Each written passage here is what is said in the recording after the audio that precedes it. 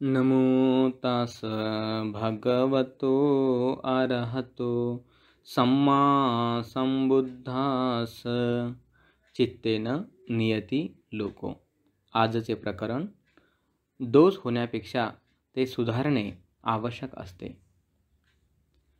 प्रमादवश आपण अनेक दोष करतो, पण दोष करण्यापेक्षा ते न सुधारणे हानिकारक असते. जो दोष सुधारतो तोच प्रशंसेस पात्र ठरतो. म्हणून भगवान सांगतात, योच पुब्बे पमज्जित्वा पच्छा सो न पमज्जती सोमं लोकं पभासेती अब्भा मुत्तो वचंदिमा. जो पूर्वी प्रमाद दोष करूनही नंतर पुन्हा प्रमाद करीत नाही, तो ढगातून मुक्त झालेल्या चंद्रमाप्रमाणे या लोकास प्रकाशमान करतो. यस्सं पापकतं कम्मं कुशलेन पिथीयति सोमं लोकं पभासेती अब्भा मुत्तो वचंदिमा.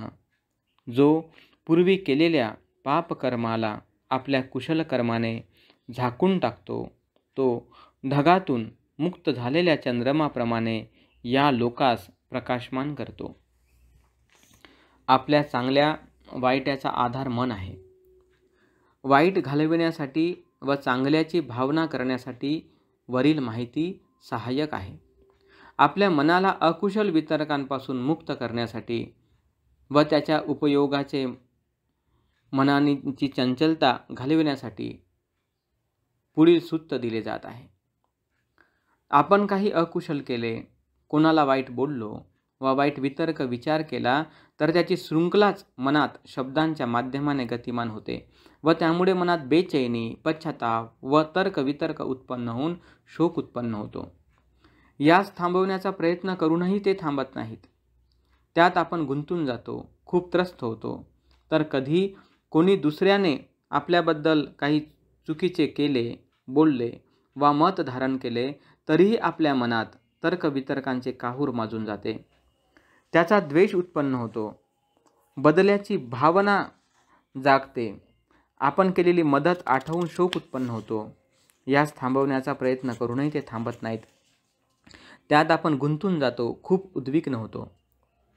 आपल्यातील अशा वितर्कांना शांत करून जगणे म्हणजेच शांतीने जगणे होय.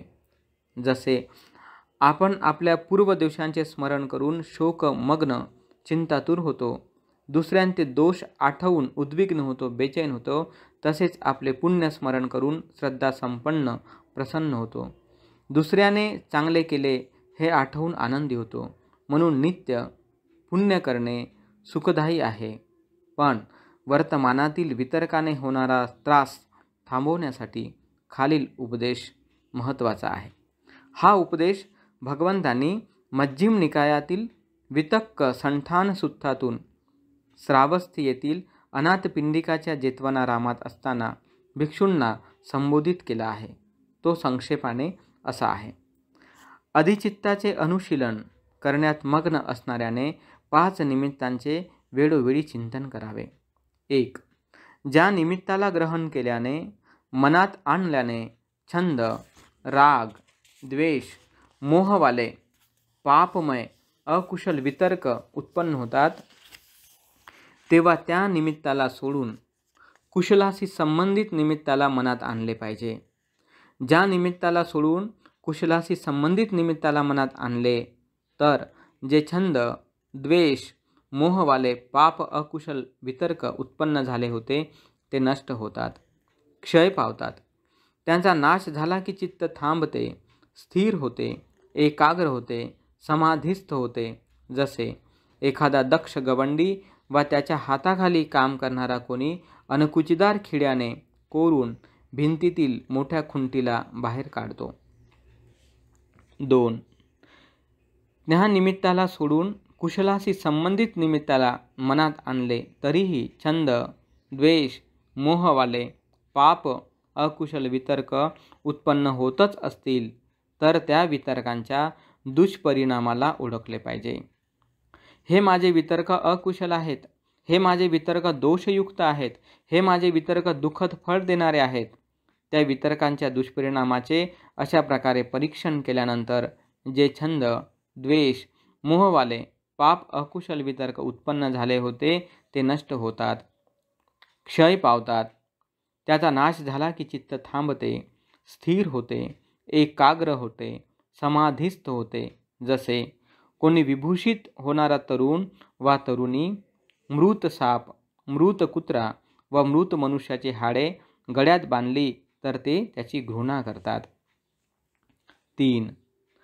त्या वितर्कांच्या दुष्परिणामाचे अशा प्रकारे परीक्षण केल्यानंतरही छंद, द्वेष, मोहवाले पाप अकुशल वितर्क उत्पन्न होतच असतील तर त्याचे स्मरण करू नये, त्याला मनात आणू नये. त्याचे स्मरण केले नाही, त्यास मनात आणले नाही तर जे छंद, द्वेष, मोहवाले पाप अकुशल वितर्क उत्पन्न झाले होते ते नष्ट होतात, क्षय पावतात. त्याचा नाश झाला की चित्त थांबते, स्थिर होते, एकाग्र होते, समाधिस्थ होते. जसे नजरेसमोर येणाऱ्या रूपाला पाहण्याची इच्छा नसणारा कोणी डोळे बंद करतो किंवा दुसरीकडे पाहू लागतो. 4.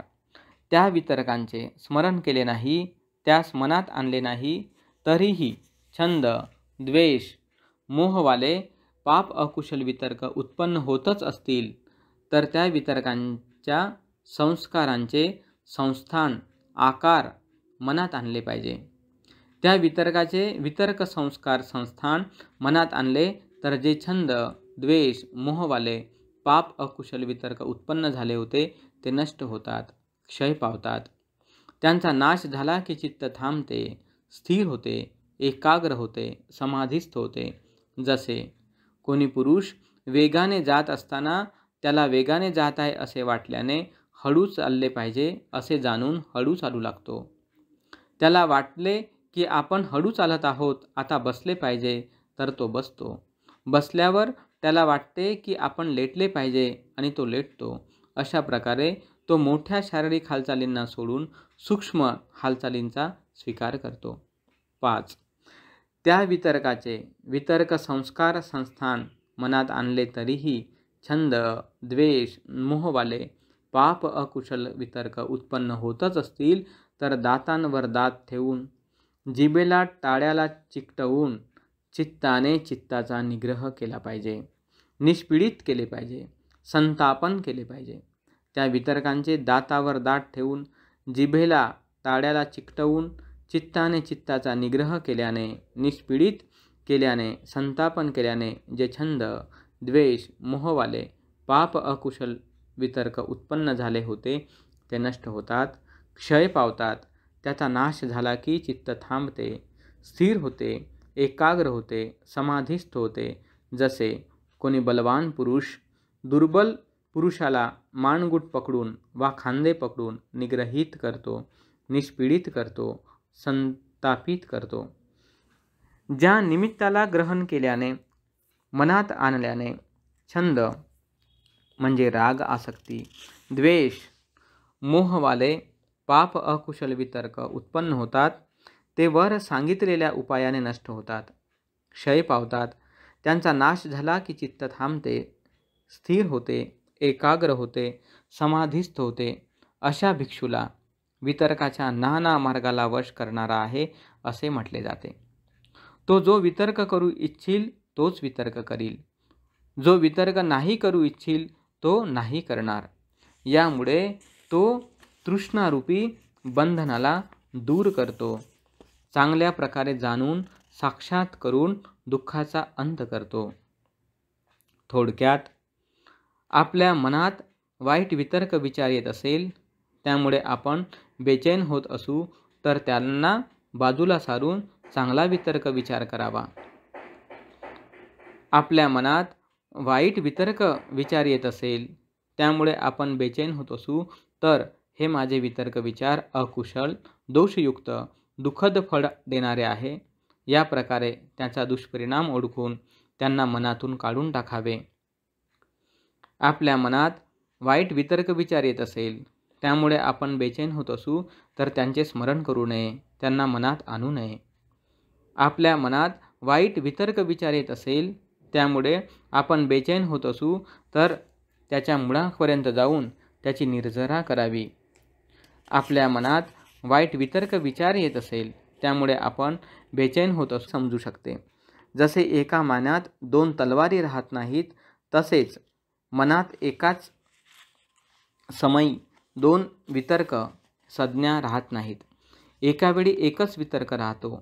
जसे ग्लासात पाणी भरत गेले की हवा पोकळी राहत नाही आणि पाणी कमी करत गेले की हवा पोकळी वाढत जाते, तसेच कुशल वितर्क वाढवले की अकुशल वितर्क कमी होतात, तर अकुशल वितर्क वाढवले की कुशल वितर्क कमी होतात.